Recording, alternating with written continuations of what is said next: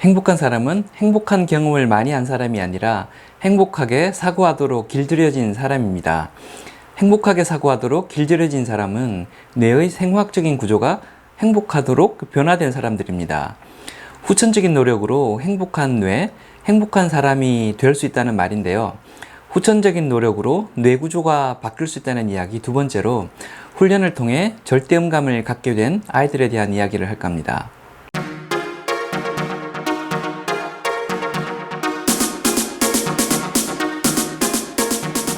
안녕하세요.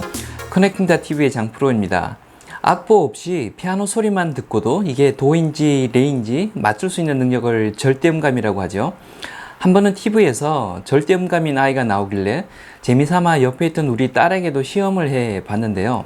그런데 놀랍게도 피아노 건반을 누를 때마다 그게 무슨 음인지 다 아는 겁니다. 음을 몇 가지 섞어서 동시에도 쳐봤는데요. 그게 도미솔인지 도파라인지 그냥 간단하게 다 아는 겁니다. 보통 사람들이 파란 하늘을 보고 파랗구나 하고 느끼는 것처럼 음의 높이를 도 음이구나 솔 음이구나 하고 자연스럽게 느끼는 것이었습니다.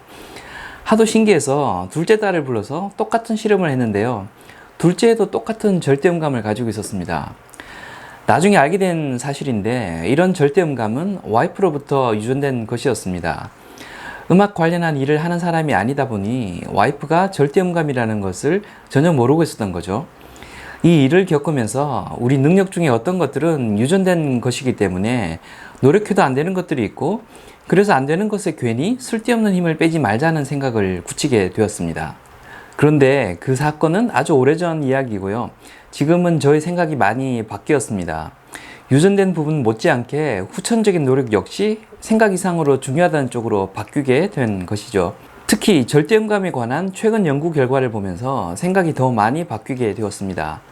절대음감 역시 후천적인 훈련에 크게 영향을 받는다는 연구 결과들을 접하게 된 것이죠.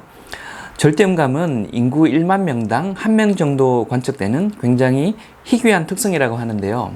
그런데 연구를 하다 보니 중국어, 베트남어처럼 성조를 가지고 있는 언어권에서 절대음감이 훨씬 빈번하게 나타나는 걸 알게 되었다고 합니다. 발음할 단어마다 음의 높이가 다른 언어를 가진 경우에 절대음감이 많이 나온다는 것인데요. 이는 후천적인 훈련이 절대음감 형성에 영향을 준다는 말이 될 수 있습니다. 이런 관측 사실에 대해 일부 학자들은 성조를 가진 언어 때문이 아니라 이 언어를 쓰는 사람의 인종적 특성 때문에 절대음감이 많이 나온 것이 아니냐는 반론을 제기했다고 합니다. 그래서 학자들이 이걸 실제 조사를 했다고 하는데요. 인종적으로는 중국계, 베트남계이지만 이주를 해서 미국 등 성조가 없는 언어권에서 성장한 사람들과 비교를 해본 겁니다.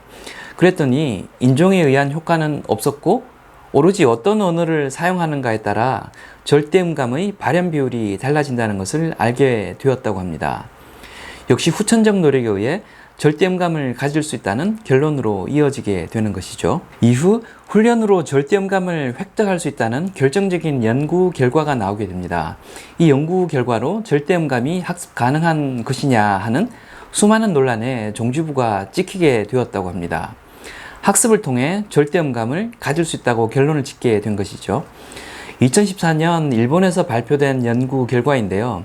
일본의 심리학자 사카키바라 아야코라는 사람이 2세에서 6세 사이의 어린이 24명에게 피아노 수업을 진행했다고 합니다.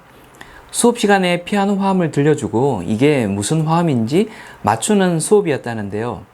이를테면 도미솔 건반을 동시에 치고 이건 1도 화음이야 라고 알려주고 나중에 다시 이를 1도 화음인지 맞추고 하는 수업이었다고 합니다.